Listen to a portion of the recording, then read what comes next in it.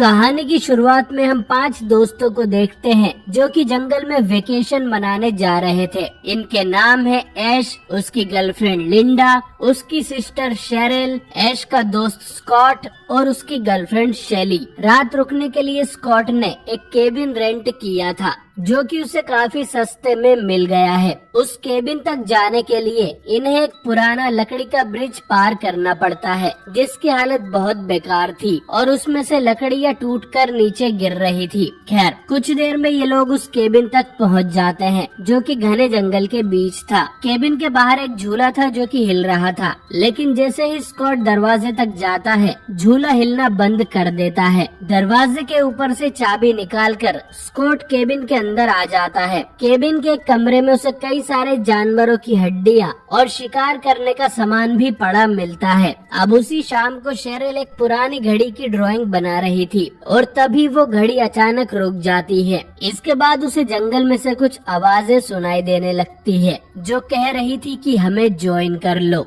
इसके बाद शेरिल के हाथ को कुछ हो जाता है और वो अपने आप ही एक बुक की ड्राइंग बना देता है जैसे उसका हाथ पजेस हो गया हो। कुछ देर में उसका हाथ नॉर्मल हो जाता है और फिर वो बेसमेंट का दरवाजा हिलते हुए देखती है। अब इतना सब होने के बाद भी शेरिल ये सब किसी को नहीं बताती। शाम को सभी डिनर करने बैठते हैं, तभी बेसमेंट का दरवाजा अपने आप ही खुल जाता है। सब लोग उसके पास जाकर सोचने लगते हैं कि ऐसा क्यों हुआ। लिंडा को लगता है कि इसमें जरूर कोई जानवर होगा और स्कॉट टॉर्च लेकर बेसमेंट में चेक करने जाता है। जब काफी देर तक वो नहीं लौटता तो ऐश भी बेसमेंट के अंदर चला जाता है जो कि काफी बड़ा था। वो देखता है कि स्कॉट सही सलामत है और वो ऐश को कुछ छुपा हुआ सामान दिखाने ले जाता है जहाँ इन्हें एक शॉटगन, एक टेप रिकॉर्डर, एक डैगर और एक अजीब सी बुक मिलती है जिसमें काफी डरावनी ड्राइंग्स बनी हुई थी। ये सारा सामान ऊपर ले आते हैं और उस टेप को प्ले करते हैं। टेप के अंदर एक आर्कियोलॉजिस्ट की रिकॉर्डिंग थी जो बताता है कि केंडोर में खोजबीन करते हुए उसे एक मौत की किताब मिली थी यानी नेक्रोनोमिकॉन, जो कि इंसानी मांस से बनी है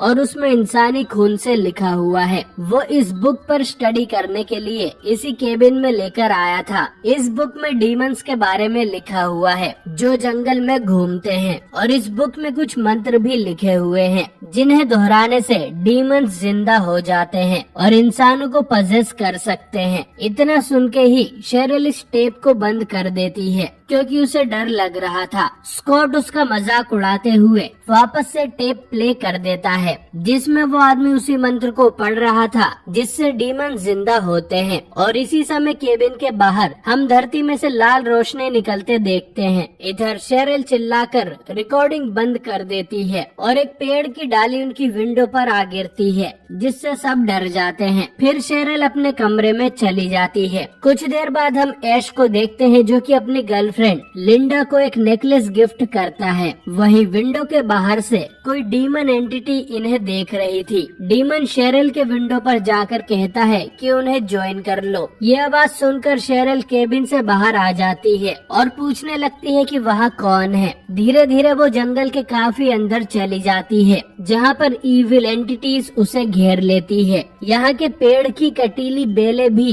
जिंदा होकर शेरिल को जकड़ लेती है और नीचे गिरा देती है। शेरिल किसी तरह इन बेलों से खुद को आजाद करती है और फिर तेजी से केबिन की तरफ भागने लगती है। वहीं कोई इविल एंटिटी उसका पीछा कर रही थी। शेरिल केबिन का दरवाजा पीटती है और ऐश दरवाजा खोलकर उसे अंदर ले लेता है। शेरिल उन्हें बताती है कि उसकी ये हालत जंगल के पेड़ों ने की है, तो कोई भी उसकी बात का यकीन नहीं करता। फिर शेरिल अपने भाई से कहती है कि वो उसे तुरंत ही जंगल से बाहर टाउन में छोड़कर आए। ऐश इसके लिए मान जाता है और दोनों उसकी कार में जाकर बैठ जाते हैं। कुछ देर में कार स्टार्ट होकर चलने लगती है, लेकिन थोड़ा आगे जाने पर ऐश कार रोक देता है और दोनों देखते हैं कि जिस लकड़ी के पुल से वो इस तरफ आए थे वो टूट गया है और अब उनके पास वापस जाने का कोई रास्ता नहीं बचा है। वापस आकर ऐश उस टेप रिकॉर्डर को फिर से सुनने लगता है और उसे पता चलता है कि आर्कियोलॉजिस्ट की वाइफ भी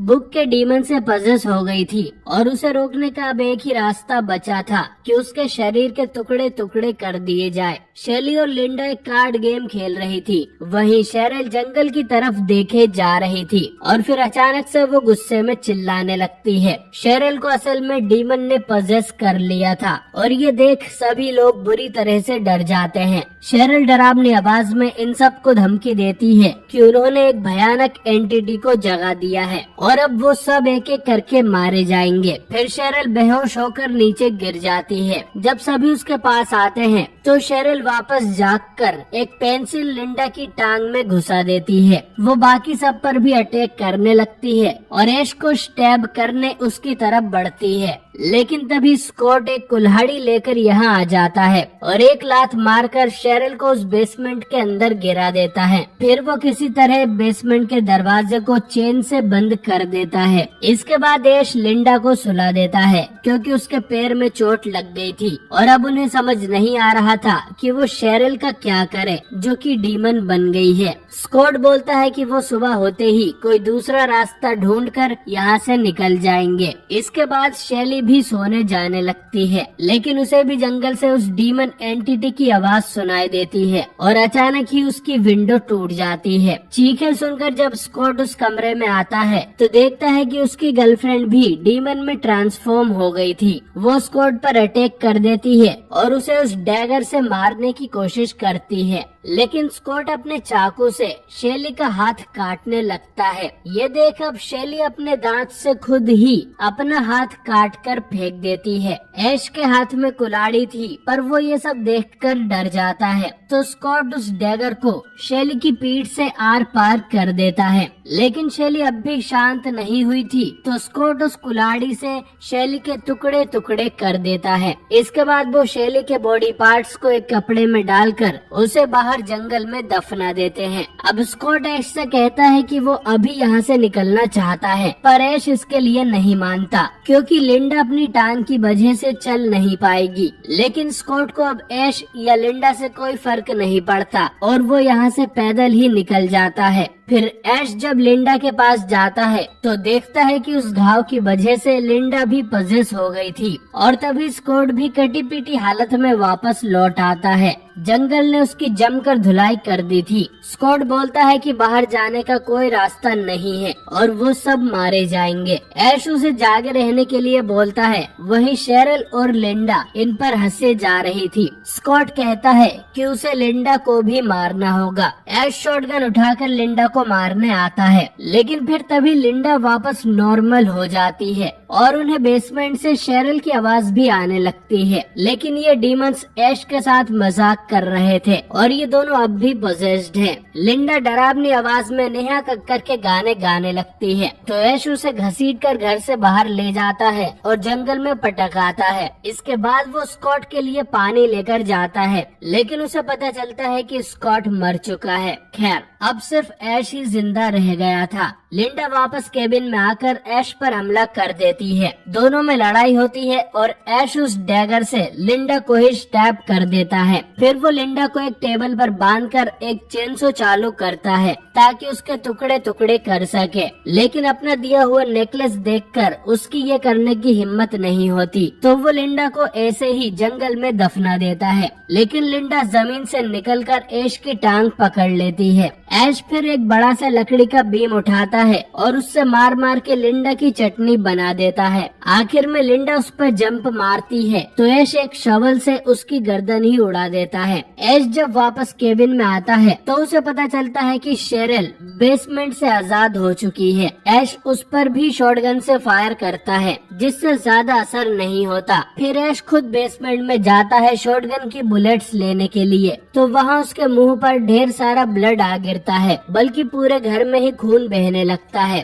फिर एक प्रोजेक्टर अपने आप चालू होता है और उस पे भी खून आकर गिरता है। वो हॉरर मूवी ही क्या जिसमें बिना लॉजिक का कोई सीन ना हो। खैर बुलेट्स लेकर ऐश वापस ऊपर आ जाता है और अब उसका सर घूमने लगा था। वो किसी तरह खुद को हिम्मत देता है और तभी स्कॉट भी पजेस होकर ऐश पर हमला कर देता है। इनकी लड़ाई में वो बुक आग के पास गिरकर थोड़ी सी जल जाती है, जिससे स्कॉट से भी धुआं निकलने लगता है। अब ऐश समझ जाता है कि इस बुक का इन डीमन से डायरेक्ट कनेक्शन है। वो किसी तरह दोनों से लड़ते हुए उस बुक को आग में फेंक देता है और उस बुक के साथ साथ ये दोनों डीमंस भी जलकर मारे जाते हैं और ये सीन कुछ ज्यादा ही डिस्गस्टिंग है। कुछ देर में सुबह हो जाती है और ऐश उस नेकलेस के साथ घर से बाहर निकलता है। ऐश को लगता है कि अब सब ठीक हो गया, लेकिन फिर एक डीमन एंटिटी तेजी से जंगल में से आती है और ऐश पर अटैक कर देती है और ये फिल्म यहीं पर एंड हो जाती है।